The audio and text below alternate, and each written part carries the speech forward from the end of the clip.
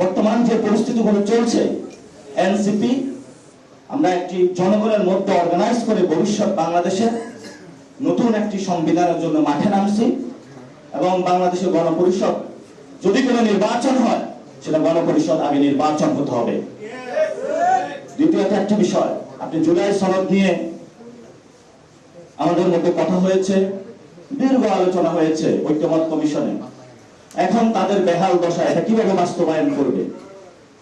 কারণ তাদের বেহাল দশা এর জন্য এক নম্বর হলো লন্ডনের সিজদা, আরেক নম্বর হলো ঐক্যমত কমিশনে যারা আছেন এরাও অনেক গোপনে হলো বিভিন্ন গুলশান বিভিন্ন ক্লাবে যায় সিজদা দিচ্ছে।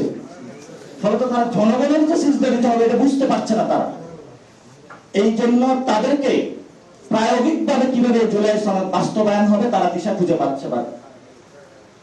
তারা 1 মাস সময় বাড়িয়েছে, এজন্য বলি 1 মাস সময় বাড়ানোর প্রয়োজন নাই। আপনারা আসেন, আমাদের কাছে সমাধান আছে। বাংলাদেশে গণপরিষদ নির্বাচন হবে, নির্বাচনের মধ্য দিয়ে জুলাই সনদে যে এসেছে সংস্কার বিষয় এসেছে এগুলোর সমাধান হবে এবং বাংলাদেশের কাম পার্লামেন্টও হতে পারে, অথবা এই গণপরিষদও পার্লামেন্ট হিসেবে অ্যাক্ট করতে পারে, অথবা গণপরিষদ নির্বাচন হলো। এর মধ্য দিয়ে আমরা একটি নতুন সংবিধানের পথযাত্রা যাচ্ছি, সাথে পার্লামেন্টও থাকলো। গণপরিষদ নির্বাচনের মধ্যে আইন তৈরি হলে সেটা পার্লামেন্ট অ্যাক্ট হিসেবে কাজ করবে। এতটুকু সহজ বিষয় একজন আমলা আপনি বুঝেন না, এত বড় রাজনীতিবিদ হয়েছেন আপনি বুঝেন না, আপনার জন্য ধিক্কার।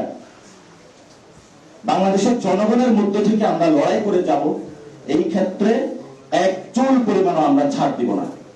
জুলাই ঘোষণাপত্র হয়েছে, কতগুলো রাজনৈতিক দলের নেতাকে সামনে উঠানো হয়েছে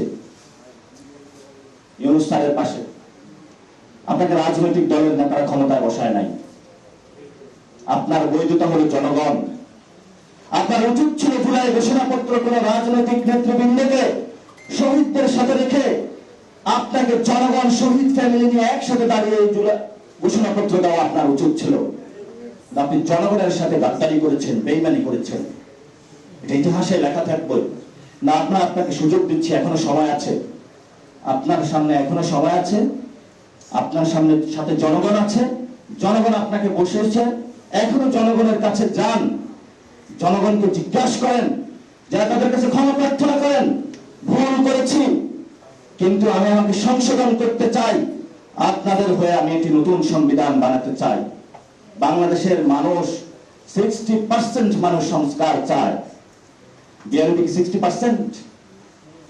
সবগুলো দলের কর্মীবৃন্দ মিলে তো 60% হবে না।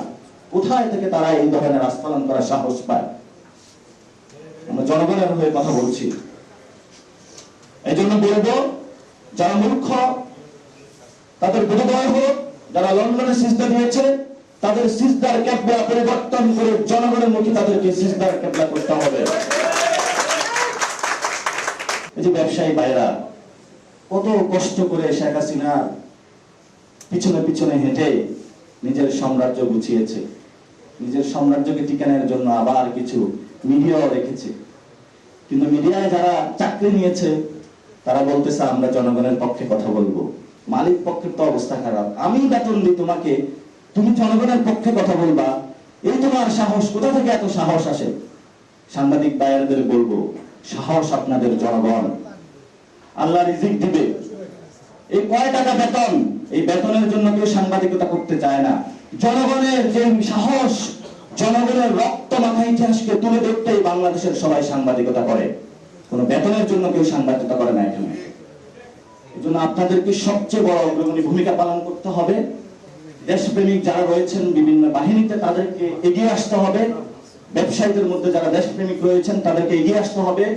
গণ অভ্যুত্থানে বিভিন্ন রাজনৈতিক দলের যারা কর্মীবৃন্দ রয়েছেন একসাথে লড়াই করেছে। আসুন, নতুন যুদ্ধ শুরু হয়েছে, যে যুদ্ধের মাধ্যমে আমরা একটি নতুন সংবিধান তৈরি করতে, সেই লড়াই আপনারা যোগ দেন। তবে ইতিহাসের মধ্যে আমরা মার্ক করে যাব আমাদের এই পদযাত্রাটা সঠিক ছিল, ইতিহাস আমাদের বিচার করবে। অনেকেই বলতে চাচ্ছে, যারা মূর্খ বেকু, এনসিপি কি জাসদের পরিণতি হচ্ছে? না, জাসদের পরিণতি হচ্ছে না। আমরা জাসদের ইতিহাস জানি, কি করেছিল তারাও জানি সেটা, কিন্তু আমরা জাসদের পথেও যাচ্ছি না।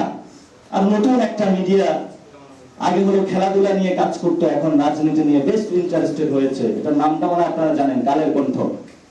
অদ্ভুত ধরনের নিউজ করে, এটা কিভাবে নিউজ পত্রিকা হয় আমার বুঝে আসে না। এবং এটার যিনি সম্পাদক, উনি কিভাবে হলো মানে নিজেকে সম্পাদক পরিচয় দেয়, এটাও আমার বুঝে আসে না। এটাতে নিউজ করছে যে 30টা আসন এনসিপি ভাগাভাগি করতে চায়। কি অদ্ভুত ধরনের নিউজ! এই ধরনের কোনো আসন ভাগাভাগির আলাপ হয় নাই, আমরা করব না। আমাদের একমাত্র আলোচনা সেটা হলো গণপরিষদ। কালের কণ্ঠ এটা নিয়ে নিউজ করে যে এনসিপি গণপরিষদের নির্বাচন নিয়ে আসন ভাগাভাগি করতে চায়, বিএনপি কি গণপরিষদের সেই নির্বাচনে আসনের মধ্যে ভাগ পেতে চায় কিনা সে আহ্বান তারা রাখতে পারে।